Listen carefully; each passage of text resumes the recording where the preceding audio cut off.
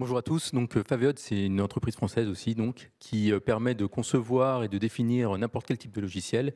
Et à la différence en fait des low-code et no-code classiques, au lieu de s'appuyer sur un runtime ou sur un élément quelconque, ça va directement produire le code tel que les développeurs auraient dû l'écrire, avec toutes les contraintes et exigences IT qu'il peut y avoir. Donc, en fait, ça permet de faire des solutions souvent utilisées par les éditeurs directement pour faire leur propre solution ou par les grandes DSI. Telles que Engie, EDF, Thales, SNCF, pour faire des ERP complets, remplacer parfois des ERP américains ou allemands, beaucoup.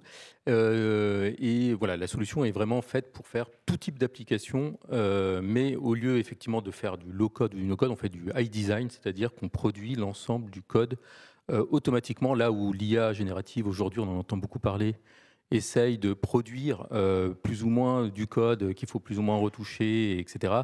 Nous, on est capable de produire plus de 3 millions de lignes de code par seconde systématiquement correctes et totalement automatiquement, évidemment.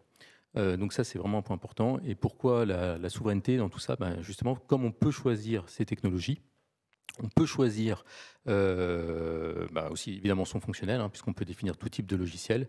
Eh bien, à aucun moment on va se retrouver dépendant, parce que si à un instant T, on a fait le choix d'une technologie qui finalement se fait racheter, n'est plus open source ou devient, je sais pas, enfin quelque chose en tout cas qu'on ne veut pas, ou tout simplement des vulnérabilités, eh bien, on peut tout simplement dire à Faviote de réécrire le code pour une autre architecture, pour d'autres langages, d'autres frameworks ou bases de données, enfin peu importe, et automatiquement l'outil va le faire. Et donc ça permet effectivement comme ça de voir très loin dans le futur, d'être sur des solutions très pérennes, complètement indépendantes de Faviote, hein, puisqu'à tout moment on peut reprendre le code directement et on peut assurer comme ça une pérennité technologique très facilement, quelle que soit la complexité et la taille de l'application. Et bien sûr sans licence, puisque le code appartient au client.